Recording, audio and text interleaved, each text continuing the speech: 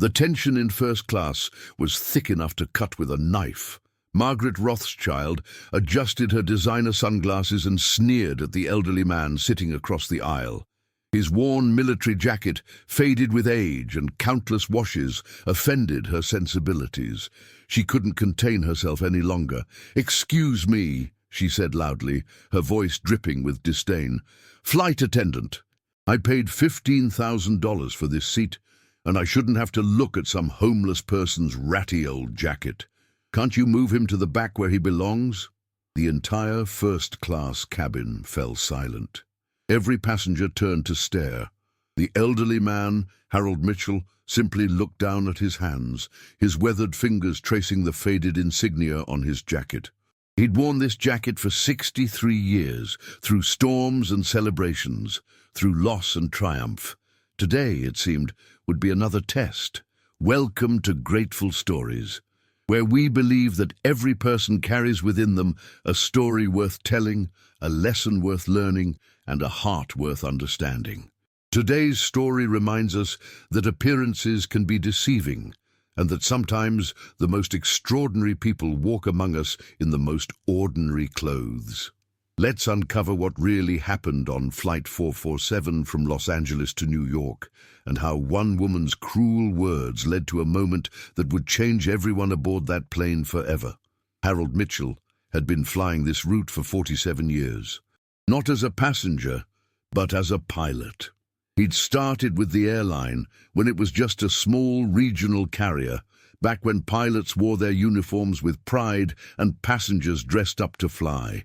He'd guided countless souls safely across the country, through thunderstorms and mechanical failures, through the chaos of September 11th when he'd helped coordinate emergency landings, and through the quiet moments when a scared passenger needed a gentle word. Today was different. Today, Harold was traveling as a passenger for the first time in his life. After 47 years of service, countless commendations, and a perfect safety record, he was finally retiring. This flight to New York was his last official journey with the airline. The worn jacket he wore wasn't just any jacket. It was his original pilot's jacket from 1961, the one he'd worn on his very first commercial flight. The gold wings were tarnished now, the leather softened by decades of wear, but it represented everything he'd worked for. Harold had specifically requested this flight. Captain Sarah Chen was at the controls, one of the many pilots he'd mentored over the years. She didn't know he was aboard. He'd wanted to surprise her after landing. The jacket was his way of honoring the journey, of carrying his past into his future. Margaret Rothschild, however, saw none of this history. She saw only what she wanted to see, an old man in shabby clothes who didn't belong in her space. As the heiress to a pharmaceutical fortune, she was accustomed to getting her way. Her world was one of pristine appearances and perfect presentations. The sight of Harold's weathered jacket was like a stain on her perfectly curated environment. "I'm serious," Margaret continued, her voice rising. "This is absolutely unacceptable. I demand you do something about this immediately. I have an important meeting in New York, and I can't arrive stressed because I had to endure looking at this person's disgusting jacket for 6 hours." The flight attendant, Jessica, approached carefully. She'd been with the airline for 8 years and had seen her share of difficult passengers, but something about this situation felt different. The elderly man's quiet dignity in the face of such cruelty struck her. She noticed the faded wings on his jacket, the careful way he'd folded his hands, the sadness in his eyes. "Ma'am, I understand your concern," Jessica said diplomatically, "but all passengers have the right to their seats. Perhaps we could offer you a complimentary upgrade to our premium cabin." "I don't want an upgrade," Margaret snapped. "I want him moved. Look at him. He's probably homeless. This is first class, not a charity shelter. I shouldn't have to share my space with people like that." Other passengers began to shift uncomfortably. A businessman looked up from his laptop, frowning. A young mother pulled her child closer, whispering that they shouldn't stare. An elderly woman across the aisle reached over and gently touched Harold's arm, offering a sympathetic smile. Harold looked up at the kind woman and nodded gratefully, but the pain in his eyes was unmistakable. He'd faced discrimination before, but never quite like this. The jacket that had been his pride, his symbol of service and dedication, was being used as a weapon against him. "Sir," Jessica said quietly to Harold, "I'm so sorry about this. You don't have to move anywhere. Your ticket is valid, and you have every right to be here." Margaret's face flushed red with anger. "This is outrageous!" "I'm calling the airline's customer service. I'm calling the Better Business Bureau. I'm calling my lawyer. This is discrimination against paying customers who actually belong in first class." The commotion grew louder. Margaret's voice carried throughout the cabin, drawing attention from economy-class passengers who craned their necks to see what was happening. Harold closed his eyes, taking a deep breath. He'd survived dogfights over Korea, emergency landings in thunderstorms, and the pressure of carrying hundreds of lives in his hands. But this public humiliation, this attack on his dignity, felt different. "Maybe I should just move," Harold said quietly to Jessica. "I don't want to cause any more trouble." "Absolutely not," Jessica replied firmly. "You're not causing trouble, sir. You're exactly where you belong."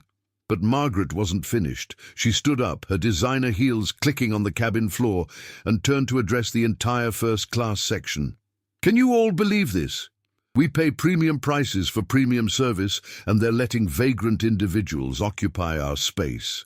This is exactly what's wrong with society today. No standards, no respect for people who've actually earned their place." The cabin fell into an uncomfortable silence. Harold felt the weight of every stare, every whispered comment. He thought about getting up and walking away, finding a seat in the back where he wouldn't be a spectacle. But something held him in place. This jacket, this symbol of his life's work, deserved better than retreat. That's when Captain Sarah Chen's voice came over the intercom. "Ladies and gentlemen, this is your captain speaking. We're currently experiencing a minor delay, and I need to personally address a situation in the cabin. Flight attendants, please prepare for a brief hold."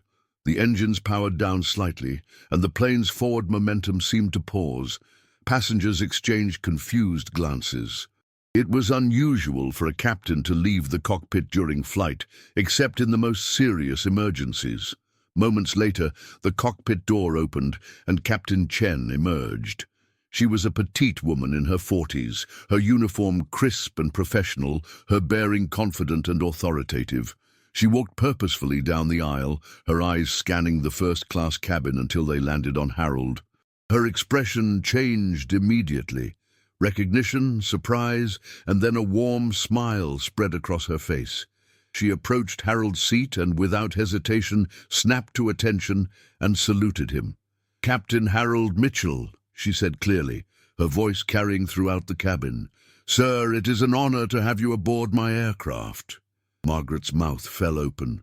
The other passengers leaned forward, suddenly intrigued. Harold looked up at Sarah, his eyes filling with tears. "Sarah Chen," he said softly, "I was hoping to surprise you after we landed." "Sir, you've surprised me in the best possible way," Sarah replied. "Ladies and gentlemen," she announced, turning to address the cabin, "I'd like you to meet Captain Harold Mitchell. This man has been flying for 47 years. He's logged over 20,000 flight hours, trained dozens of pilots, including myself, and has never had a single accident. He's saved lives, guided planes through storms, and dedicated his entire career to keeping passengers safe." She paused, her voice becoming more emotional. "That jacket you see? That's not just any jacket. That's a 1961 original pilot's jacket from this very airline. Captain Mitchell wore it on his first commercial flight, and he's wearing it today on his last flight as he heads to retirement." The cabin was dead silent now. Margaret had slowly sunk back into her seat, her face pale. Sarah continued, "Captain Mitchell flew missions over Korea before joining our airline. He's received commendations for valor, awards for safety, and the respect of every pilot who's ever had the privilege of learning from him. The wings on that jacket? They represent thousands of hours of keeping people like all of you safe in the sky." She turned back to Harold. her voice softer, but still audible to everyone. "Sir, I wouldn't be a pilot today without your guidance. You taught me that flying isn't just about getting from point A to point B. It's about carrying precious cargo, human lives, dreams, families. You taught me to never forget that responsibility." Harold stood up slowly, his age showing in the careful way he moved. "Sarah, you were always my finest student. The airline is in good hands with pilots like you." The two pilots embraced, and spontaneous applause broke out throughout the first-class cabin. Passengers were wiping away tears, smiling, and some were even standing to join the applause. But Margaret sat frozen, horrified by what she'd done. The homeless vagrant she'd insulted was a decorated veteran and celebrated pilot. The ratty jacket she'd mocked was a symbol of decades of service and honor. Sarah turned to address the cabin again. "I want everyone to understand something. This man, Captain Mitchell, has probably saved all of our lives at some point. Whether you've flown with this airline before or not, his training, his standards, his dedication to safety have influenced every pilot in our company. When you insult someone like Captain Mitchell, you're insulting the very person who made it possible for you to fly safely today." The weight of her words settled over the cabin like a heavy blanket. Margaret felt every eye on her, felt the shame burning in her chest.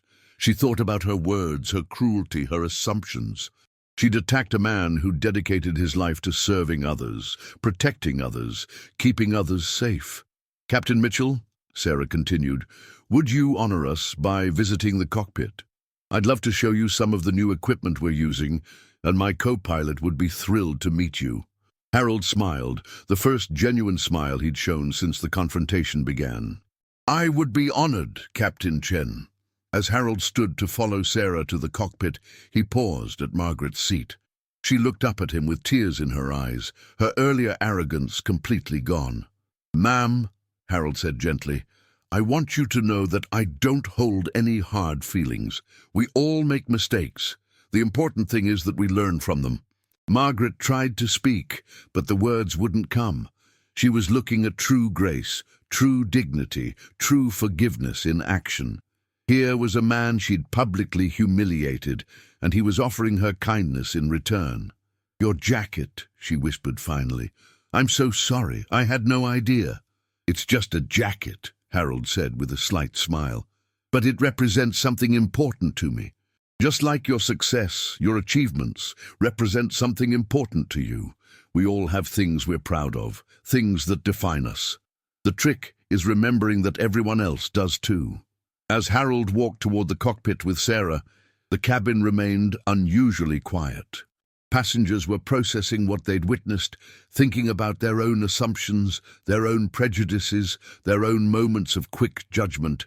Margaret sat alone with her thoughts, staring out the window at the clouds below. She thought about her life, her privileges, her automatic assumptions about people based on their appearance. She thought about Harold's grace in the face of her cruelty, his willingness to forgive when he had every right to be angry. The businessman across the aisle leaned over. "That was something special," he said quietly. "Makes you think, doesn't it?" Margaret nodded, unable to trust her voice. For the next hour, Harold remained in the cockpit with Sarah and her co-pilot. They talked about changes in aviation, new technologies, shared stories of memorable flights. Sarah showed him the advanced navigation systems, the improved weather radar, the enhanced safety features that had been developed since his early days of flying. "You know," Sarah said as they talked, "every time I face a difficult decision up here, I ask myself what Captain Mitchell would do. Your training, your example, it's still guiding flights every single day." Harold was moved by her words.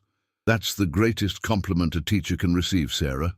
Knowing that the lessons continue even when the teacher is gone." When Harold finally returned to his seat, the atmosphere in the cabin had completely changed. Passengers nodded respectfully as he passed. A few offered genuine smiles. The young mother with the child asked if her son could see his pilot's wings, and Harold happily obliged, explaining how he'd earned them and what they meant.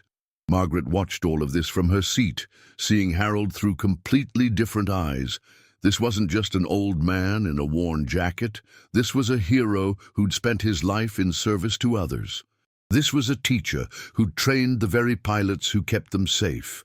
This was a human being with dignity, worth, and a story that mattered. As the flight continued, Margaret found herself thinking about her own life. She'd inherited her wealth, her position, her privileges. She'd never earned them through service or sacrifice. She'd never put her life on the line for others, never taken responsibility for the safety and well-being of strangers. What right did she have to look down on someone who had? An hour before landing, Margaret did something she'd never done before. She got up from her seat and walked over to Harold. "Captain Mitchell," she said, her voice barely above a whisper. "Could I speak with you for a moment?" Harold looked up from the book he was reading and smiled kindly. "Of course." Margaret sat down in the empty seat beside him, her hands shaking slightly. "I owe you an apology, a real apology. What I said earlier, how I treated you, it was inexcusable. I made assumptions about you based on your appearance, and I was completely wrong."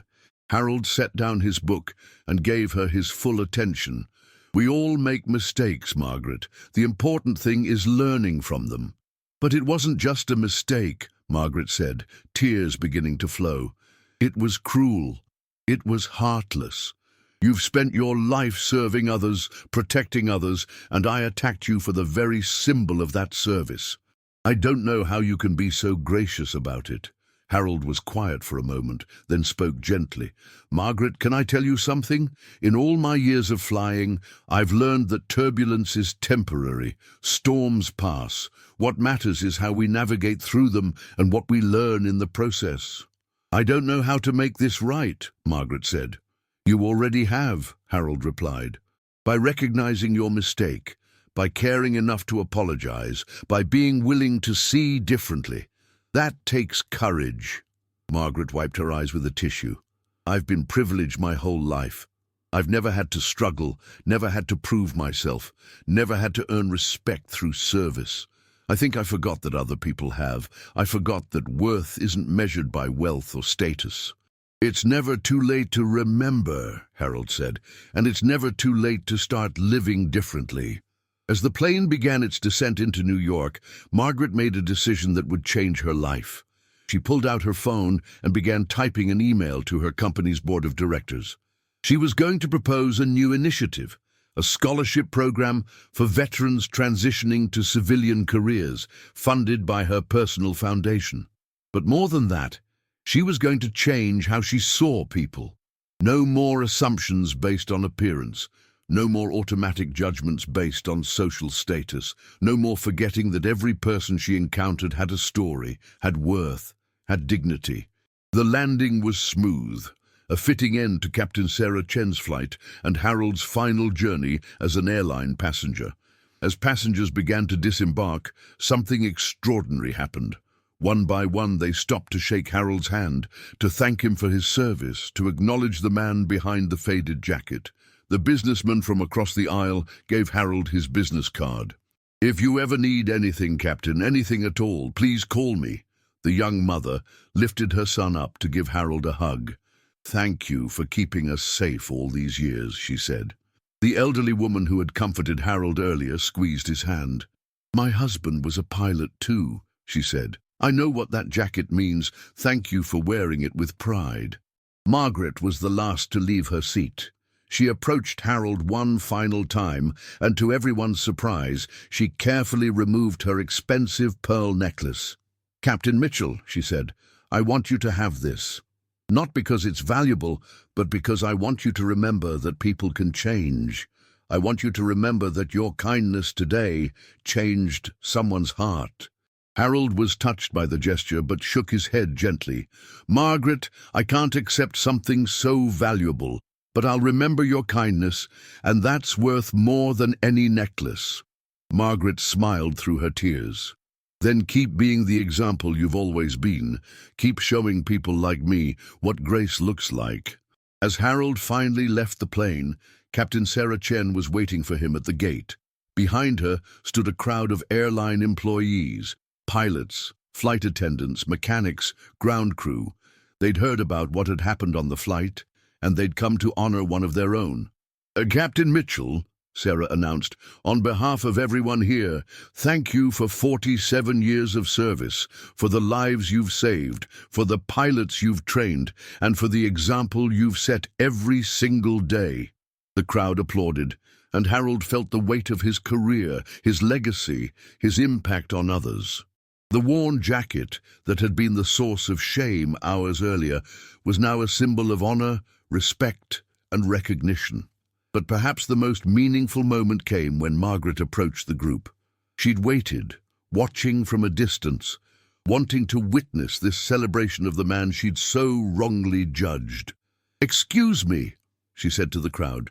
"I was on Captain Mitchell's flight today. I want you all to know that this man didn't just fly planes safely for 47 years. Today, he taught me something about dignity, about grace, about forgiveness.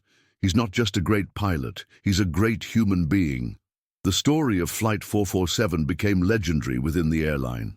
It was told in training sessions, shared in company newsletters, and remembered whenever someone needed an example of how to handle difficult situations with grace. Margaret kept her word. She established the Harold Mitchell Scholarship Fund, which provided support for veterans transitioning to civilian careers. But more importantly, she kept her promise to herself to see people differently, to look beyond appearances, to remember that everyone has a story worth respecting. Harold returned to his home in Colorado, where he continued to mentor young pilots and volunteer at the local airport.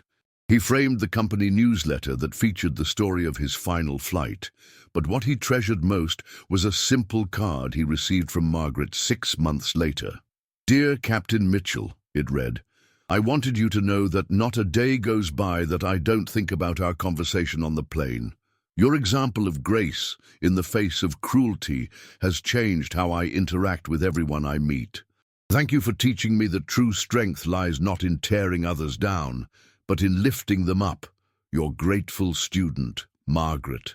The faded pilot's jacket now hangs in Harold's study, next to his commendations and awards. But Harold knows the real honor isn't in the fabric or the wings or the years of service. The real honor is in the reminder that every person we meet is fighting battles we know nothing about, carrying dreams we can't see, and deserving of respect we should freely give. In a world that often judges quickly and forgives slowly, Harold Mitchell's story reminds us that grace is always a choice. Margaret Rothschild's transformation reminds us that it's never too late to change our hearts. And Captain Sarah Chen's respect for her mentor reminds us that the lessons we teach and the examples we set echo far beyond our own lives. Sometimes the most profound changes happen at 30,000 feet, in the space between judgment and understanding, in the moment when we choose to see each other not as strangers to be judged, but as fellow travelers deserving of dignity, respect, and compassion. The next time you see someone whose appearance doesn't match your expectations, remember Harold Mitchell and his faded pilot's jacket. Remember that behind every weathered face, every worn piece of clothing, every quiet dignity, there might be a story of service, sacrifice, and honor that would humble us all. And remember Margaret Rothschild, who discovered that true wealth isn't measured in dollars or status, but in the richness of character and the depth of our compassion for others. Because in the end, we're all passengers on the same journey, and the way we treat our fellow travelers says everything about who we are and who we choose to become.